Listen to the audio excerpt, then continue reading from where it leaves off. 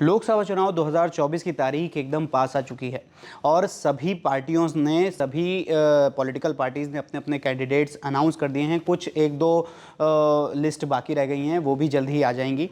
ऐसे में बीजेपी, जो कि 2014 में और 2019 में दोनों बार दिल्ली की 7 लोकसभा सीट जीती थी, लेकिन बीजेपी ने इस बार 7 में से 6 उम्मीदवारों के चेहरे जो हैं वो बदल दिए हैं, केवल मनोज तिवारी को छोड़ा है।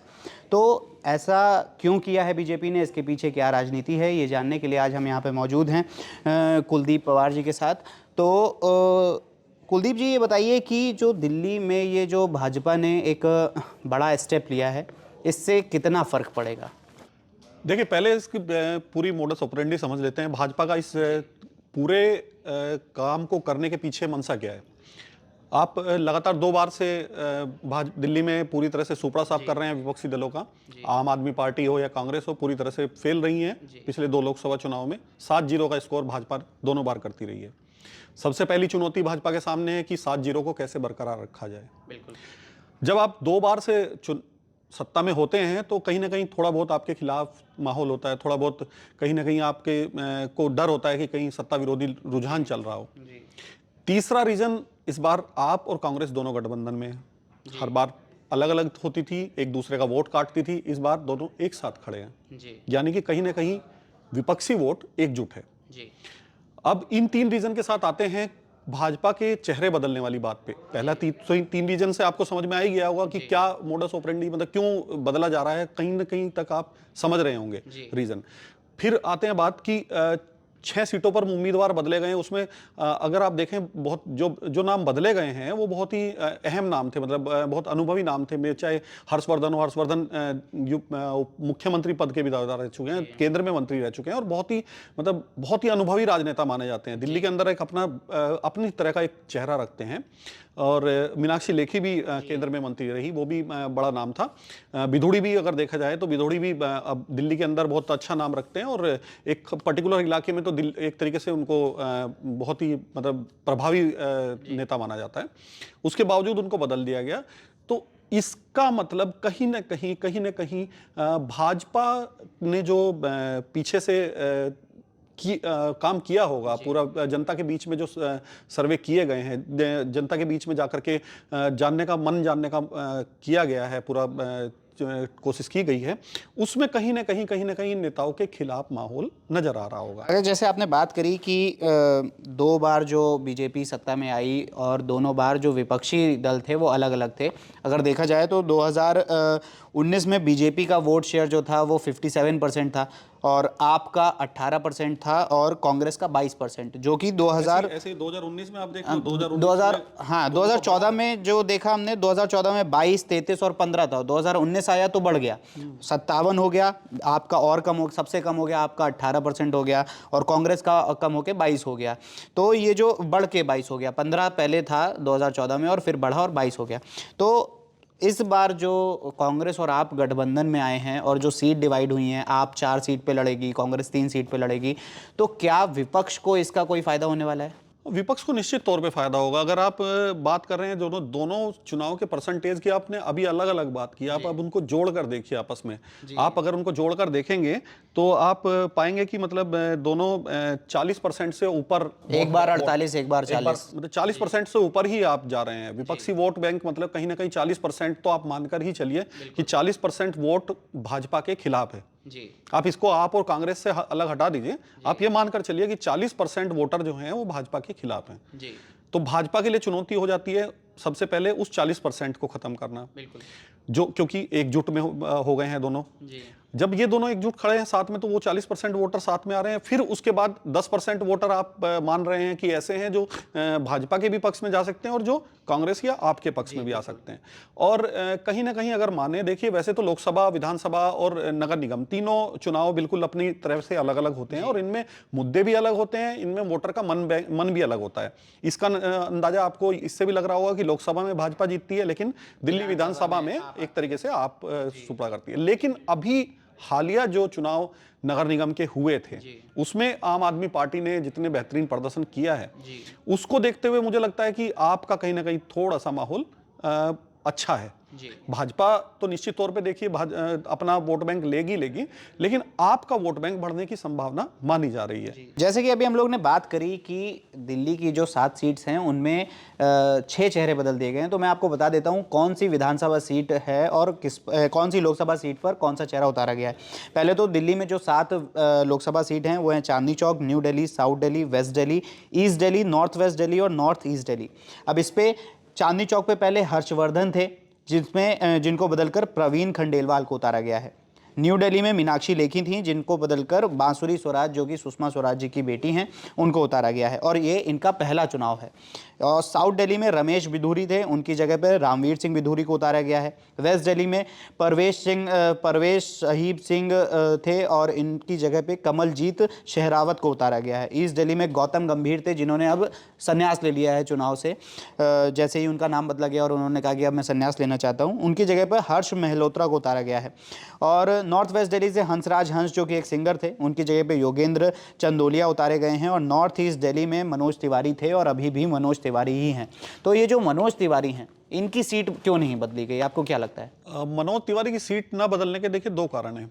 एक तो मनोज तिवारी का परफॉर्मेंस, दोनों अगर आप 2014-2019 देखें, 2014 से 2019 के बीच मनोज तिवारी का परफॉर्मेंस और अच्छा हुआ है। 2019 में 2 लाख वोटों से 2 लाख से भी ज्यादा वोटों से जीते थे।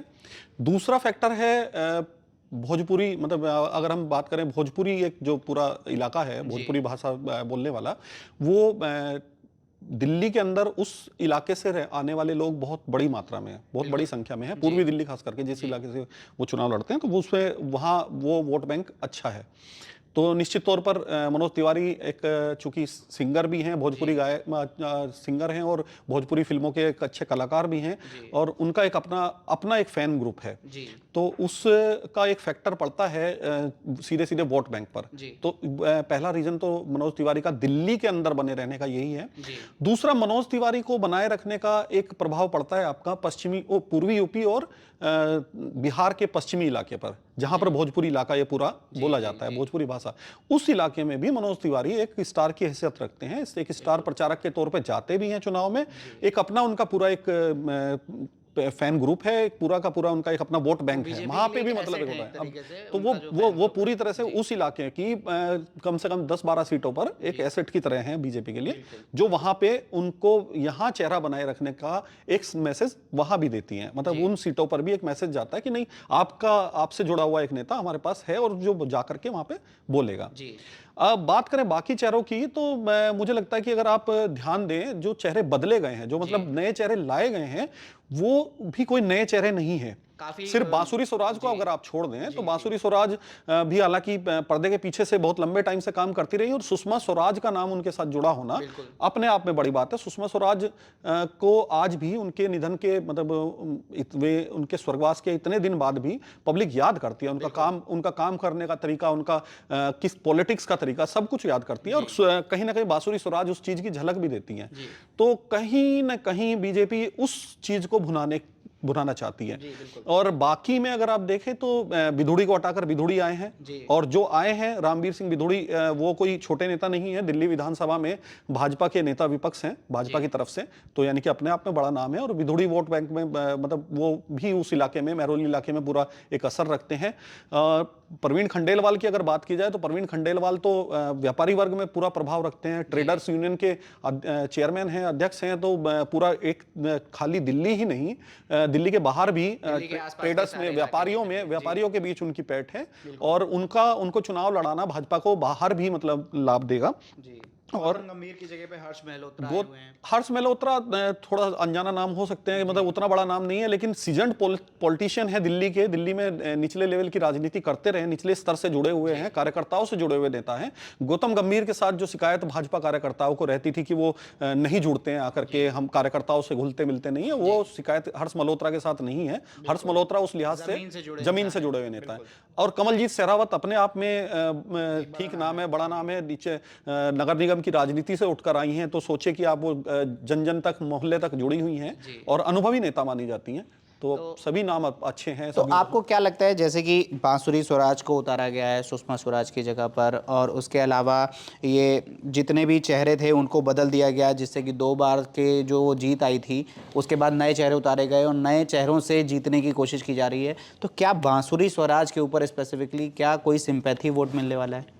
देखिए, कोशिश तो भाजपा की वही है, पहली कोशिश तो, लेकिन बांसुरी स्वराज एक युवा नेता भी हैं और अपने अपने स्तर पे, निचले स्तर से कार्यकर्ताओं के साथ जुड़कर काम करती रही हैं, विधि प्रकोष्ठ से जुड़ी हुई हैं और कई बहुत अच्छे मुद्दे भी उन्होंने उठाए हैं। हालिया दिनों में उन्होंने बहुत अच्छे मुद्दे भी उठाए हैं। आम आदमी पार्टी के खिलाफ कई मोर्चों पर वे खड़ी रही हैं, तो निश्चित तौर पर उनका एक अपना भी छवि होगी। और अगर अभी तक के आप चुनाव देखें तो नई दिल्ली सीट पर भाजपा एक अपना प्रभाव रखती रही है, तो वहाँ बांसुरी स्वराज हो, मीनाक्षी लेखी हो, वो थोड़ा सा बहुत ज़्यादा फर्क पड़ने वाली स्थिति है नहीं। लेकिन जैसे अगर हम बात करें, स्थिति को पलट देते हैं, जैसे अभी हम बीजेपी की बात कर रहे थे, अभी आप पे आते हैं। आप के ऊपर अभी जैसे काफ़ी संकट छाए हुए हैं, केजरीवाल जेल के अंदर गए हैं, इससे क्या लोकसभा सीट पर या चुनाव पर कोई असर पड़ने वाला है? देखिए, मुझे तो लगता है कि इसका कहीं ना कहीं फ़ायदा आपको ही मिल रहा है जी।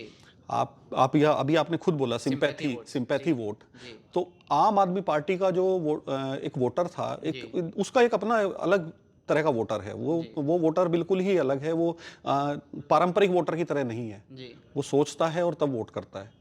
तो कहीं ना कहीं वो, मुझे लगता है कि भावनात्मक रूप से दोबारा से अगर टूट भी रहा होगा, अगर लोकसभा को छोड़ के चुनाव के लिए वो आपको छोड़कर जा भी रहा होगा, तो कहीं ना कहीं दोबारा जुड़ा है जी। विधानसभा में तो वो आपके साथ ही निश्चित तौर पर जुड़ा है। और इसका अंदाजा आपको रामलीला मैदान में हुई रैली से भी लगा होगा। रामलीला मैदान में हुई रैली में जो भीड़ जुटी थी, वो माना जा रहा था कि कहीं ना कहीं आपकी वजह से जुटी है, उसमें दूसरी पार्टियों का इतना योगदान नहीं, क्योंकि केजरीवाल की शुरुआत भी उसी मैदान से ही मानी जाती है, उसी मैदान से हुई थी। निश्चित तौर पर उसी मैदान से थी और उसी मैदान में रैली में इतनी भीड़ आई है, तो इससे भी लग रहा है कि आपको उसका नुकसान होने के बजाय फायदा ही, मतलब इस बार बीजेपी को विपक्ष के एकजुट होने से काफी खतरा हो सकता है। निश्चित तौर पर बीजेपी के लिए बड़ी चुनौती है। 7-0 को बरकरार रखना ही बहुत बड़ी चुनौती इस बार साबित हो सकती है।